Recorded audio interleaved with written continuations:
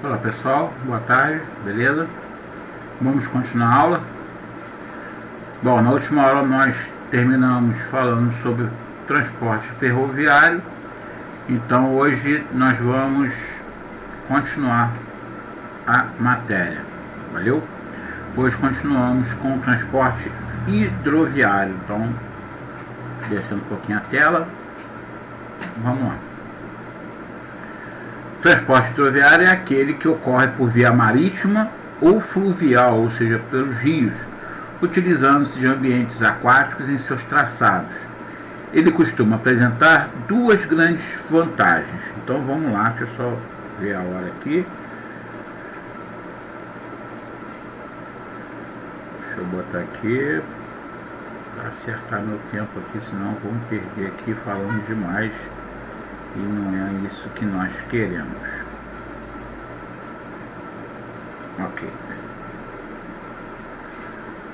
A primeira vantagem são os baixos custos operacionais, principalmente por conta do consumo energético, ou seja, a quantidade de óleo diesel gasto na viagem, tá? Que é muito menor em relação a outros meios de transporte. A segunda vantagem e principal é a sua formidável capacidade de carga, que reduz de forma expressiva o custo final dos produtos transportados, ou seja, a quantidade de produtos transportados é muito grande em relação ao que vai ser gasto com combustível. Então, isso torna muito mais barato, né, porque você pode transportar muita carga, como a gente pode ver nesta imagem aqui, né, o maior navio de carga do mundo, que é o famoso Maersk, que pode transportar aí até 15 mil containers. 15 mil é muita coisa, tá?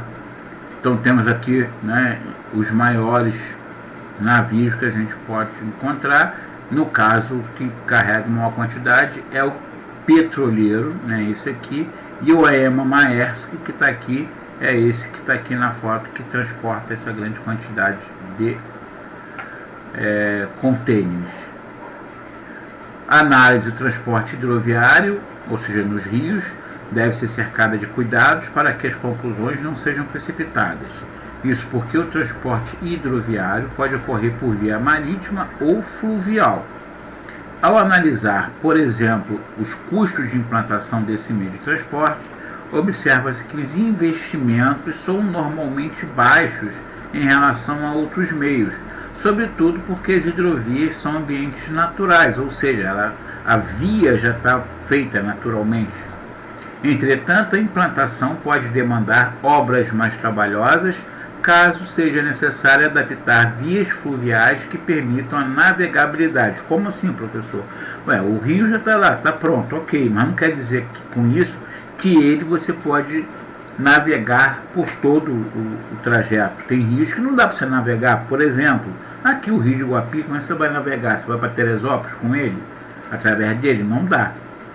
Ou então rios que são muito rasos, rio que tem muita pedra, então você vai ter que ter obras ou de dragagem para tirar a areia do fundo ou para retirar aquelas pedras. Isso pode custar um valorzinho, né?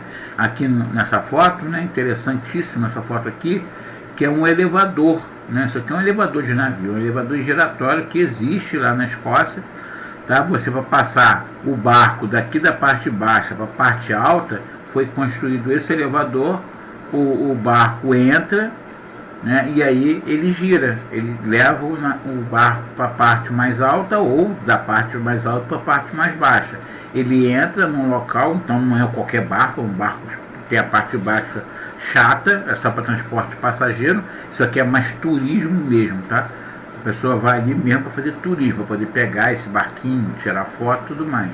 Mas é um exemplo de obra, né, construída pelo ser humano para poder vencer o problema aqui, que o problema era vir da parte mais alta para a parte mais baixa, onde você tinha uma cascata, não tinha como você passar de navio. Agora tem, né, mostra a engenhosidade que o ser humano possui, beleza? Um cafezinho. Continuando. Quanto ao transporte marítimo, É importante compreender que o embarque de cargas volumosas em navios de porte imenso pode se tornar uma operação muito complexa. Os portos atuais exigem uma grande quantidade de pessoal e de maquinário especializado, demandando investimentos enormes em infraestrutura para conseguir bons resultados. Eu já comentei isso quando nós falamos no transporte intermodal. Como os portos são terminais intermodais, sua ineficácia pode se transformar em um gargalo para o desenvolvimento econômico de um país ou região. Ou seja, não adianta nada você ter toda a boa infraestrutura de ferrovia, de rodovia, se chegar no porto, esse porto não está preparado para operar tudo isso, né? A gente vê aí que esse aqui é o porto de Singapura, então você vê uma grande quantidade de contêineres aqui no porto e repare, tem um monte de pequenos guindastes aqui, que isso aqui tudo, eles pegam os contêineres e levam até junto ao porto. E aí você tem aqueles guindastes maiores, que são esses que estão na cor verde, que esses sim vão pegar esses menores e vão acomodando dentro do navio. Então, quando fala aqui, como no texto falou aqui, da necessidade de ter demandando investimentos enormes, não, tá antes aqui, ó. Os portos atuais exigem uma grande quantidade pessoal e de maquinário especializado. Esse especializado não está dizendo só do maquinário não, tá? Está dizendo também do pessoal. Não é qualquer pessoa que vai operar uma máquina dessa aqui. Então, o trabalhador também tem que ser especializado. Então, muita gente que trabalhava no porto antigamente perdeu o emprego e por não ter, né, qualificação, não conseguiu o trabalho de novo, porque são pessoas que não fizeram curso para poder operar essas máquinas aí. Então, acabaram perdendo o emprego. Uma estratégia bastante comum para aumentar ainda mais a eficiência do transporte de cargas é a navegação de cabotagem. Trata-se da realização de escalas em diferentes portos da faixa litorânea a fim de manter as embarcações pela menor quantidade possível de trajetos sem sua lotação completa. Essa é mais uma das estratégias possíveis para a redução dos custos da atividade, ou seja, a navegação de cabotagem nada mais é do que a navegação de porto a porto de um mesmo litoral, de um mesmo país. Exemplo, o navio sai do porto do sul, acabou a luz, ainda bem que não preciso do Wi-Fi para isso. O navio sai do porto do sul do Brasil e passa pelo porto de Santos, pelo porto do Rio de Janeiro, pelo porto de Salvador, porto de Fortaleza. Isso é navegação de cabotagem. Espero que essa luz retorne, porque a bateria do notebook não é tão boa assim. Mas vamos lá, vamos tentar. Então isso é navegação de cabotagem. Ah, mas se for de um país para outro, de um país para outro já é transporte marítimo internacional. Não tem nada a ver com navegação de cabotagem. Perfeito? Transporte aeroviário.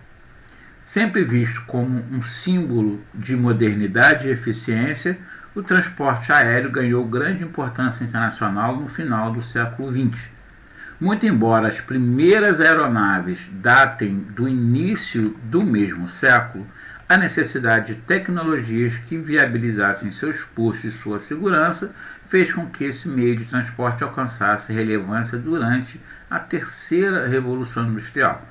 Então nós temos aí a tecnologia que acontecia com a terceira revolução industrial, dando muita força para esse setor, que é para esse tipo de transporte. As finalidades do transporte aeroviário são muitas, desde a defesa do espaço aéreo, com aviação militar, até aviação comercial. Ou seja, na aviação comercial, o protagonismo, sem dúvida, é do transporte de passageiros, que se destaca em virtude das vantagens desse meio de transporte como rapidez e conforto. Ao mesmo tempo, o transporte de cargas por via aérea vem se tornando cada vez mais frequente. Por conta dos custos envolvidos, ou seja, muito caro você transportar pelo avião, as cargas mais comuns costumam ter grande valor agregado, ou seja, ser coisas muito caras, pequeno volume e urgência de entrega. Então não acho que você pode transportar qualquer coisa de avião, porque não pode. Se for coisa muito pesada, não dá. Mas são coisas leves e são coisas caras e você tem pressa de envio, aí tudo bem, você pode usar o avião. A popularização do uso de aviões para transportar mercadorias se deve aos grandes avanços tecnológicos recentes, que vêm barateando bastante os custos dos voos e também as novas lógicas de produção e de consumo. Então, não só isso, mas também o maior número de linhas aéreas, de empresas de aviação, acabou fazendo com que os custos de produção caíssem, se tornando bastante atrativo esse modelo de transporte. Pessoal, não posso fazer nada quanto à energia, então a gente não tem que mudar muito aí pelo fato da falta dela, mas vou conseguindo gravar porque ainda tem bateria aqui no computador. Se parar de repente é porque ele desligou e aí vai dar zebra, Miniaturização, ou seja, as coisas ficando pequenas e tendo maior tecnologia. Então vamos continuando aqui. É seguro afirmar que o principal propulsor do comércio virtual é o avanço tecnológico. O que pode não parecer tão claro é que as tecnologias de comunicação e transporte não são as únicas a ocupar papel central nesse mercado. Há outro aspecto fundamental, muito mais ligado à lógica produtiva.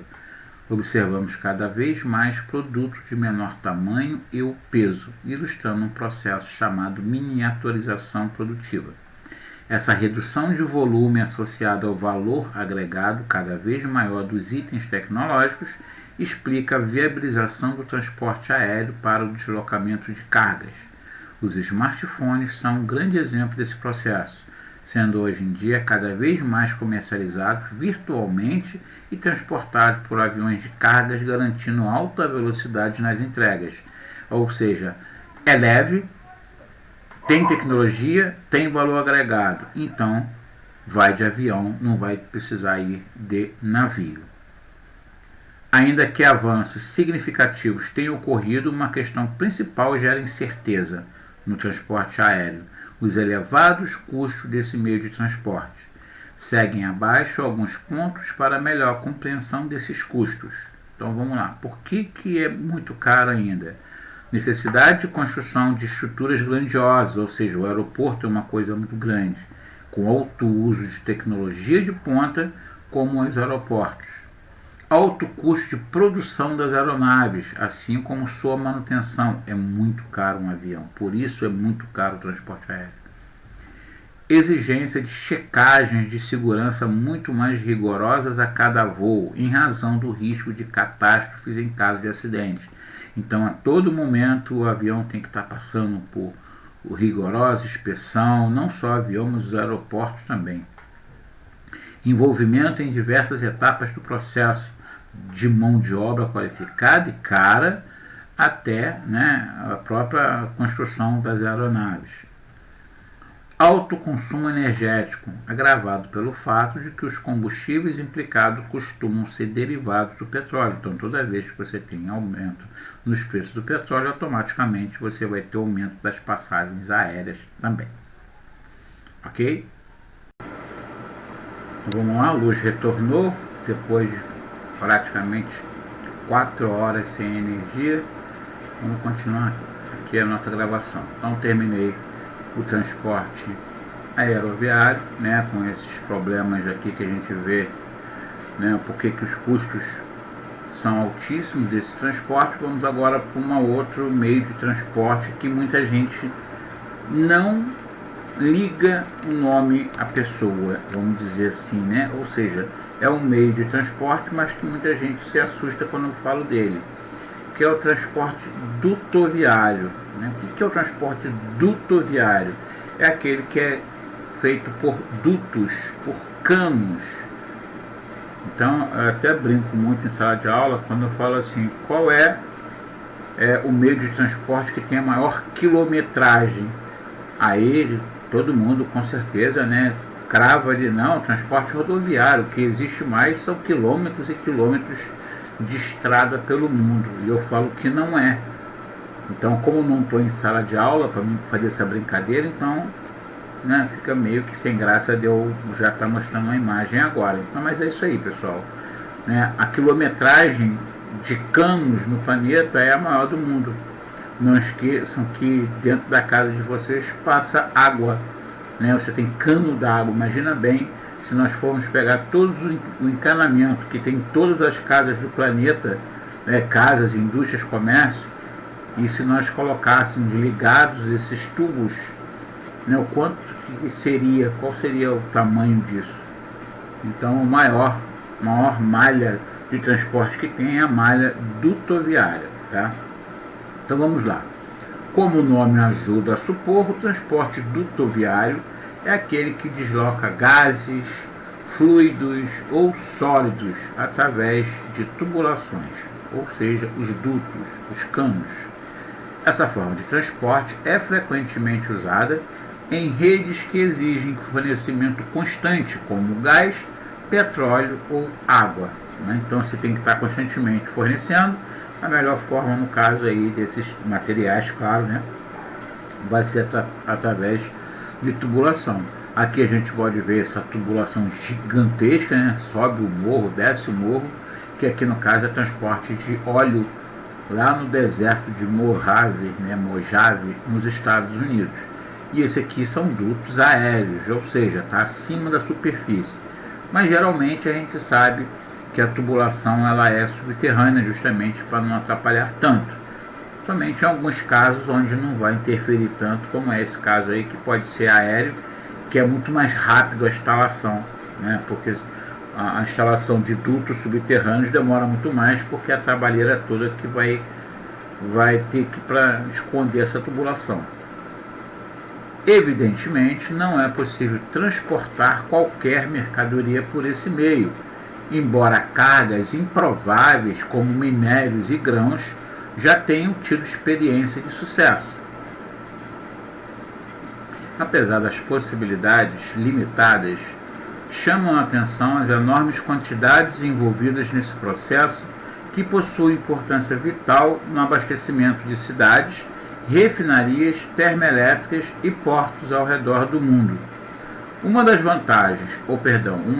desvantagens dos dutos é o fato de sua estrutura ser fixa, o que gera muita dependência de seu traçado. Como em alguns casos, esse transporte envolve longas distâncias e os dutos passam por mais de um país, o que faz com que tais rotas de escoamento de produção possam gerar disputas geopolíticas, né? Então, existe, por exemplo, tubulações de petróleo, de escoamento de petróleo ou gás, que passa por 1, 2 ou até 3 países. Então, você vai ter problemas seríssimos se esses países não forem países amigos, né? Que possa gerenciar em conjunto toda essa malha de dutos que envolve esse processo aí. Vamos lá.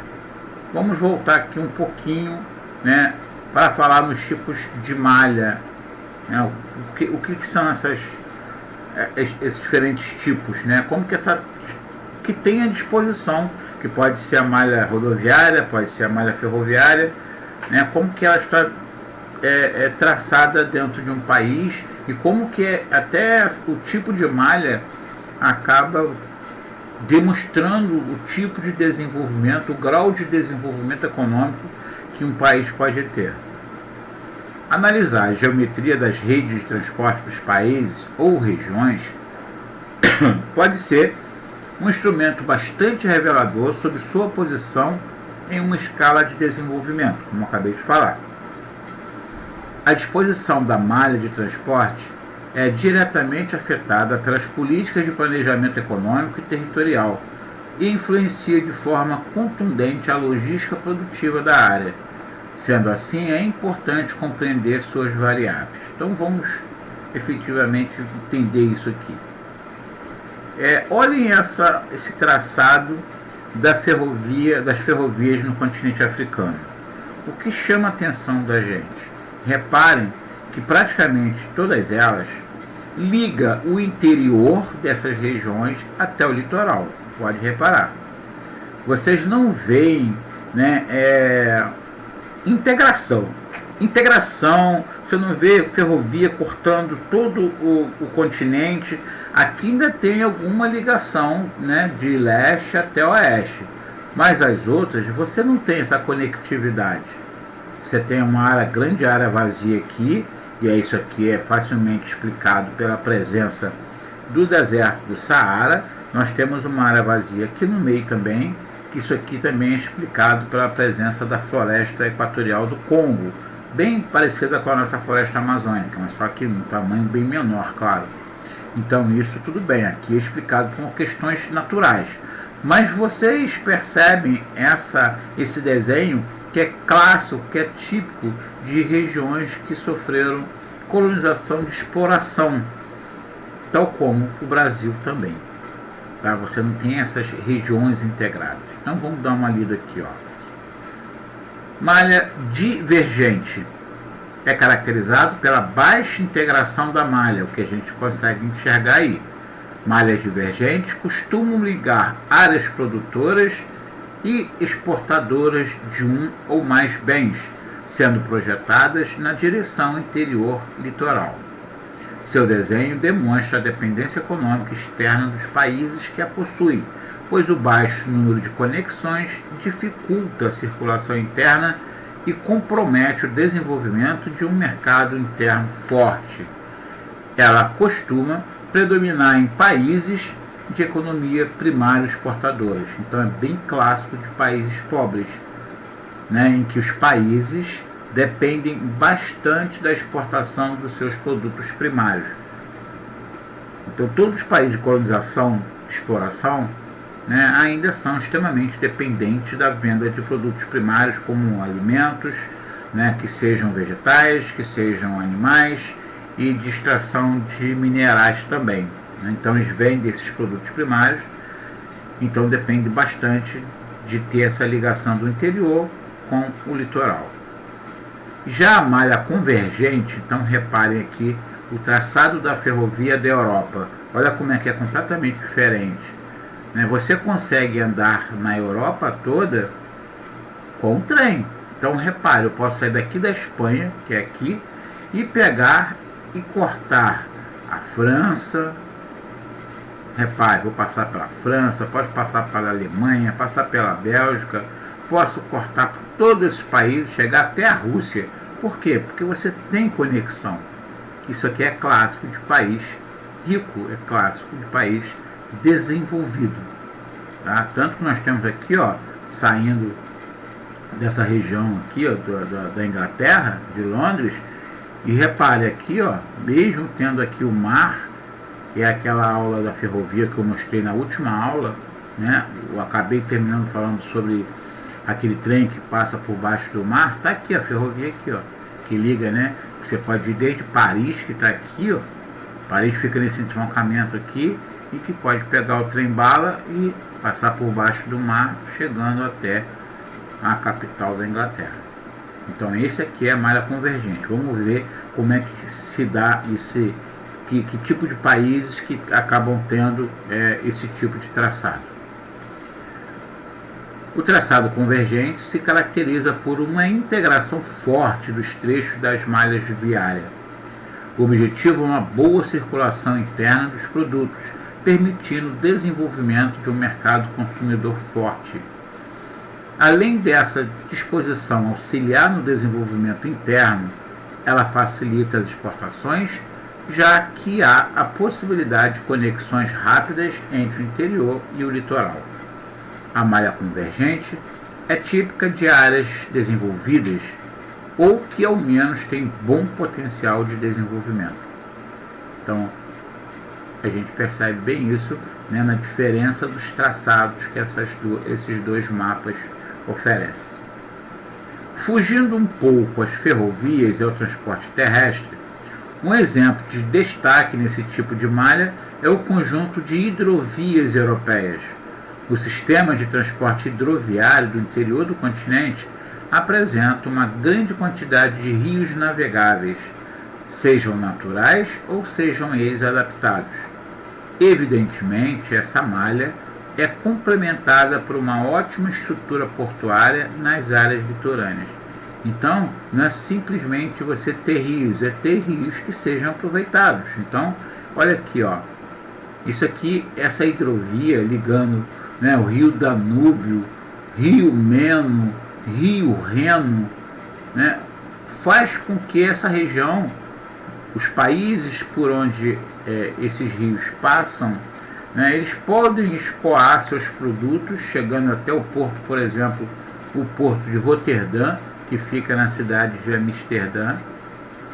Né? Você pode ter, que fica junto a Amsterdã, na Holanda, você pode ter países como a Alemanha se beneficiando, como a Áustria se beneficiando, Viena aqui, ó, né? Você vai desde Viena, capital austríaca, que pode cortar toda essa parte europeia, e aí outros países podem se beneficiar também, como você vai ter Luxemburgo, que fica aqui próximo, que vai se beneficiar por conta desses traçados, canais que foram feitos, foram construídos pelo ser humano para poder interligar esses rios, e aí você conseguir ter um escoamento da produção muito maior.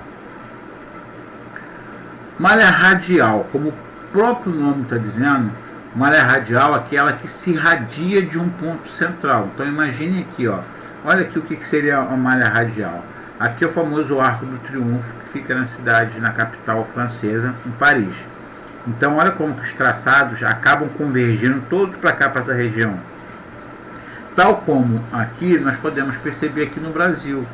Olha aqui, nós temos aqui Distrito Federal, né? Nós temos Brasília, que de lá partem estradas extremamente importantes, interligando a capital, ou seja, o centro do país, a diversos pontos externos. Então todas as rodovias que partem de Brasília, que mostra esse traçado radial, elas são chamadas de rodovias radiais. Todas elas têm numeração. Então, para a gente ter noção do que eu estou falando,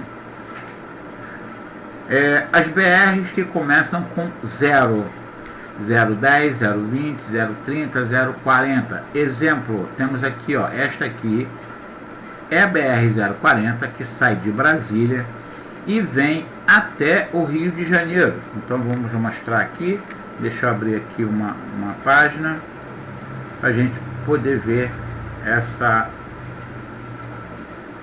rodovia. Então vou botar aqui, ó, BR-040, e eu vou pegar o mapinha aqui para a gente poder observar esta BR.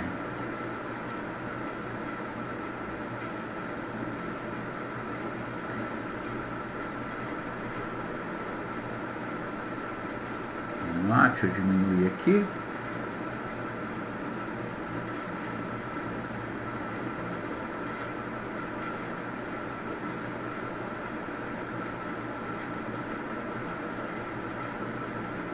Então tá aqui, ó. Eu vou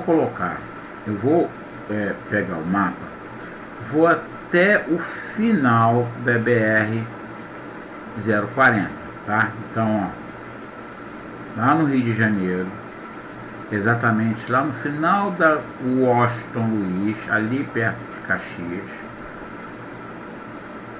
aqui inicia-se ou termina a BR 040. Tá, cadê? Não, deixa eu pegar primeiro, deixa eu me situar aqui primeiro.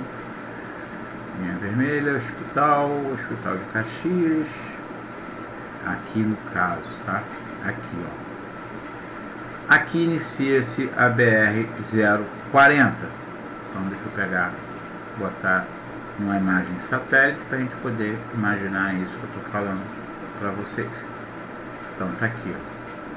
Quando a gente vem do Rio de Janeiro para Guapi, é esse caminho que a gente vai acabar fazendo aqui. Aqui está a Avenida Brasil, e aqui a gente entra para ir para Caxias e para vir para Guapimirim. Então aqui, exatamente aqui, termina a BR-040. Então vou, a partir daqui, fazer uma rota, rotas a partir daqui, e vou colocar aqui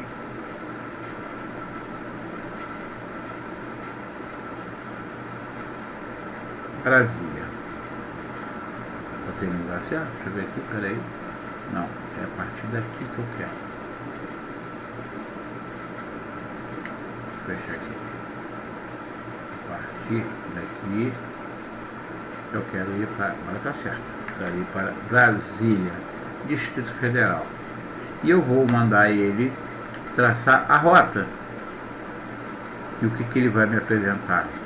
Ele vai me apresentar as possibilidades mais rápidas que eu tenho, e entre a possibilidade que eu tenho é esta.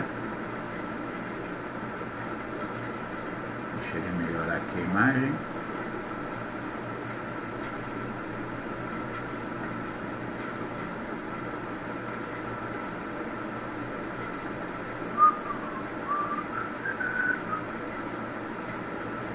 Aqui, ó.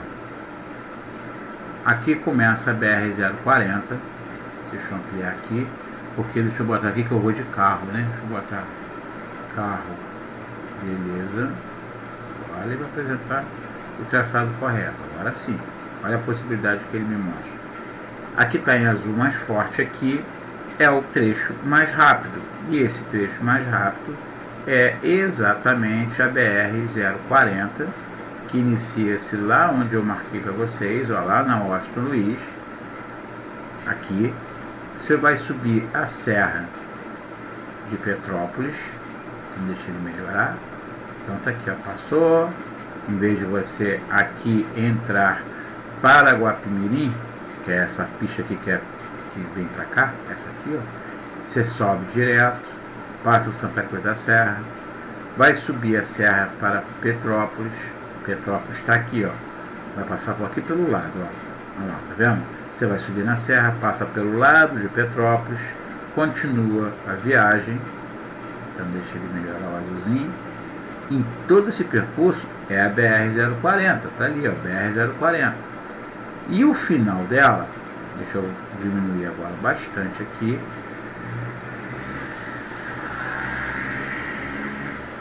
Você vai passar por Minas Gerais, tudo é BR-040. Vai passar por Belo Horizonte.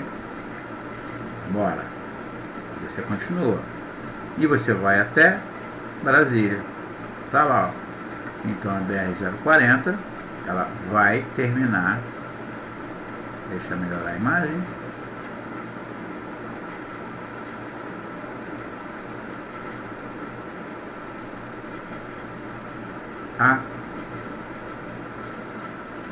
O finalzinho dela mesmo, que aqui já está na rodovia estadual, mas deixa eu ver onde que ela termina com o BR-040.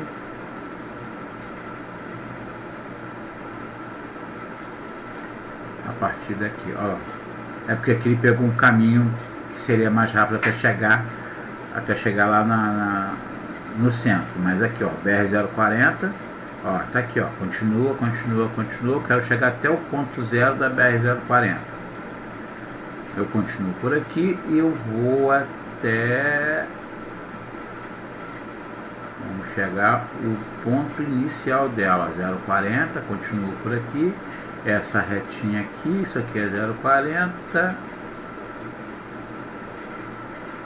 eu aumentar aqui, porque sem aumentar não dá pra ver, né? Essa aqui é 040, isso, 040 bem grande. Até... Continua aqui 040, sim, ó, 040. Todo esse retão aqui é 040. Eu quero chegar no iniciozinho de tudo dela. Vamos seguindo, professor, a gente sai contigo aí.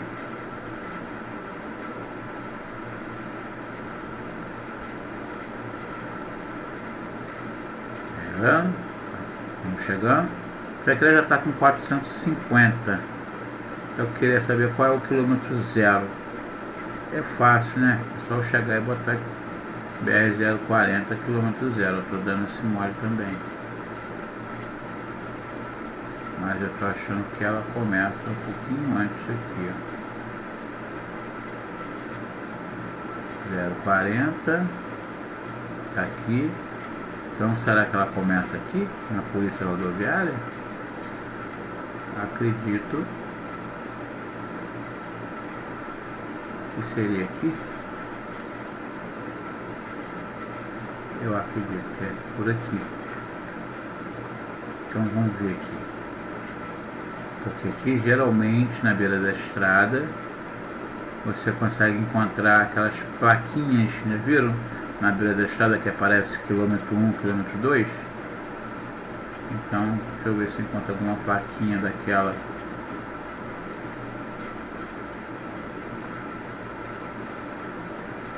Olha só a distância lá de Brasília, tá aqui, ó, 1143 quilômetros, ó, até você chegar no Rio de Janeiro.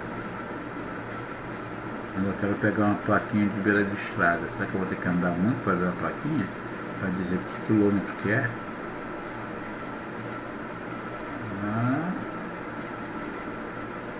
Fiscalização por câmeras. Vai, pessoal, vai andando aí. Vai até chegar ao Rio de Janeiro andando. Barato. Eu gosto de ficar vendo essas imagens assim, de mapa assim. Deixa eu ver, deixa eu botar aqui quilômetro 0, ver se aparece aqui. Vai que aparece, né? Deixa eu botar aqui no cantinho. Cadê? Vamos lá.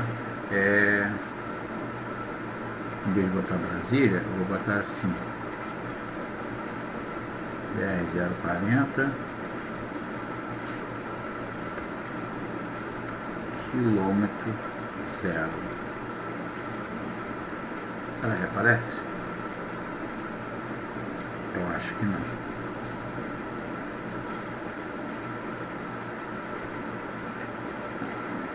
Ou eu acho que sim. Porque ele está marcando aqui, ó.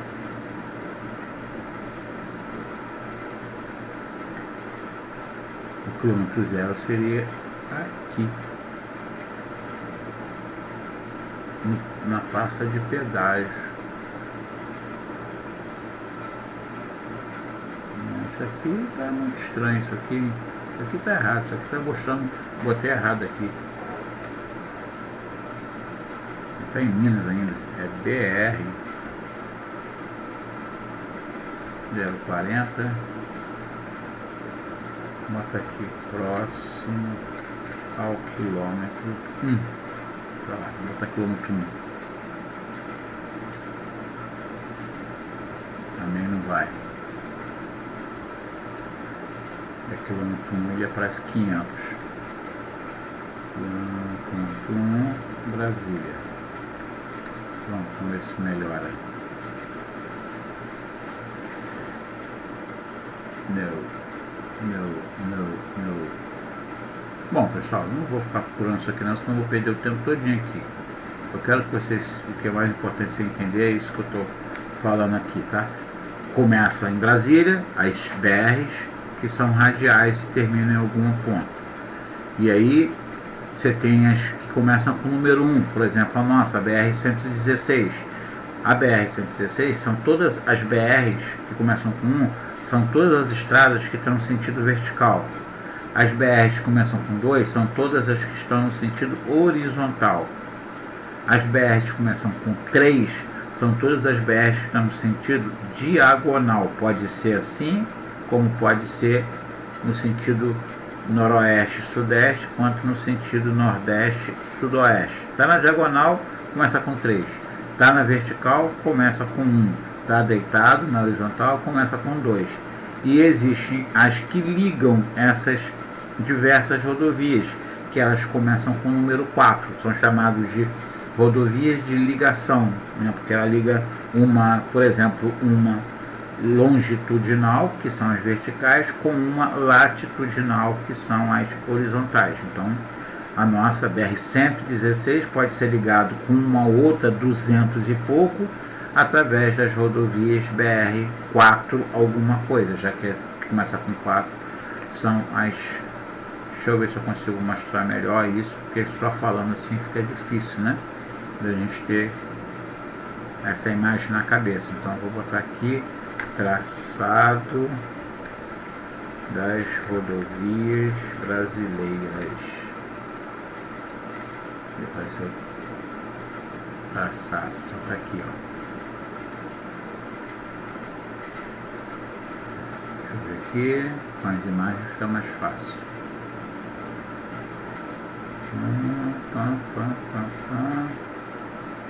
Tinha uma imagem que mostrava melhor isso aqui. Latitudinais, longitudinais. Deixa eu ver se assim já é melhor.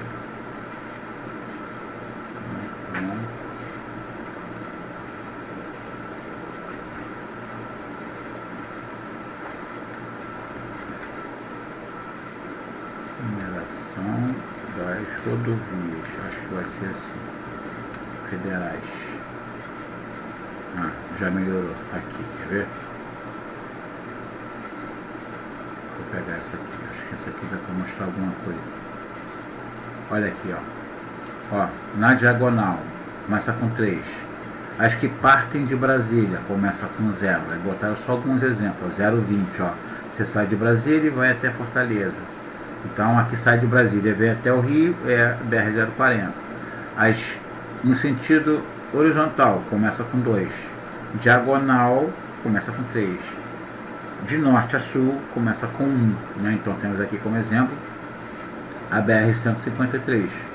E as de ligação está aqui, ó, começa com 4. Então nós temos aqui claramente esse exemplo mostrando aqui para gente. A mais importante rodovia do país é a nossa, que é a BR-116, né, que liga o sul do Brasil até o Nordeste.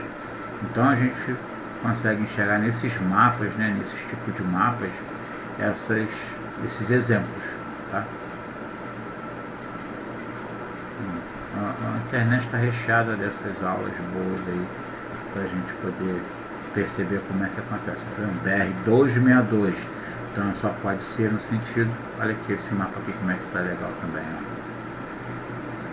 Então, esse mapa aqui apresenta o que? Ele apresenta, deixa eu aumentar aqui um pouquinho, tá vendo? Como exemplo, a BR-116 é a nossa, tá aqui, ó, é essa aqui, tá vendo?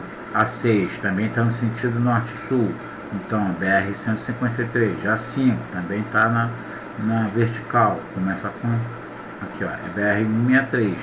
Então você vem contando do litoral para dentro do país. Então a BR-101, né, essas são as BRs que estão desde o litoral para dentro. E aqui nós temos ó, o número 4, BR-230, certo? Então tem 230 e assim vai respectivamente falando. E as que estão na diagonal, nesse caso aqui não tem um exemplo, são aquelas que começam com o número 3. Tá? Então tá aqui, ó, como é que é usado isso aqui, ó, BR XYY. Então o que quer dizer isso aqui? Quer dizer que, nova aqui, quer dizer que BR, né, diz que ela é federal, ó, símbolo representativo da rodovia federal. Depois vem o primeiro número, né, os demais números. Você tem o traço, claro, o primeiro número que vai indicar a categoria da rodovia. E aí o X, se for a 0 é aquela radial que sai de Brasília, se for 1 é a longitudinal, que são as verticais, se for 2 são as latitudinais, que são as horizontais, se for 3 são as diagonais e se for 4 são as de ligação. E aí o YY é a posição delas na rodovia, né? Do litoral para o interior, são as que começam primeiro. Então, por exemplo, 101, 105, 116, você vai desde o litoral até o interior do Brasil. As que estão deitadas, 200, começa a crescer de norte para o sul, 200 e pouco, aí vai só aumentando quanto mais você vai em direção à região sul. É assim que funciona, beleza? Voltando à aula, vamos lá. Então a malha radial, esse tipo de traçado pode ser caracterizado em diferentes escalas, seja destacando a capital de um país inteiro, como no caso nosso, seja apenas uma praça ou monumento. A malha radial tem o objetivo de integrar uma área às suas respectivas periferias, formando raios a partir do centro. Um exemplo tradicional no Brasil é a capital do país, Brasília. A cidade foi planejada com um entorno cercado de rodovias ligando-a a outras metrópoles brasileiras. E nesse caso aqui de Paris, o objetivo foi ligar diversas regiões da capital francesa até aqui o famoso Arco do Triunfo, que é esse monumento que tem lá na França, que nós vamos visitar ele então agora, já que a gente está aproveitando, vamos visitar também. Vou botar aqui Arco do Triunfo e vamos ver. Ele fica lá na Praça Charles de Gaulle, está aqui, então a gente consegue enxergar do alto aqui. Deixa eu fechar aqui. A gente consegue enxergar do alto o que é esse traçado radial. Repare que de diversas partes da cidade, essas ruas chegam até um ponto. Então não é só aqui que eu tenho traçado radial. Repare que eu tenho outros pontos aqui também. Se a gente for olhar, isso aqui também é isso aqui é o que nós chamamos de rotatória. Você tem a rua que vai em torno aqui dessa praça, a Praça Victor Hugo. Aí aqui você tem a Praça Charles de Gaulle, que é uma das mais importantes de Paris, e aqui você vai encontrar o famoso Arco do Triunfo, que é aqui onde tem essa avenida aqui, é uma avenida famosa avenida Champs-Élysées, que nada mais nada menos, se for traduzir para o português, é Campos Elíseos, Nós temos nosso Campos Elíseos aqui, mas que em nada parece com os Campos Elíseos da França, claro que não, tá? Então, aqui que fica essa é a principal avenida da França, de Paris no caso, e aqui é o Arco do Triunfo. Deixa eu botar o bonequinho aqui para a gente poder visitar aqui o Arco do Triunfo, chegar mais de perto aqui. Largar o bonequinho aqui, vamos ver o que ele mostra pra gente.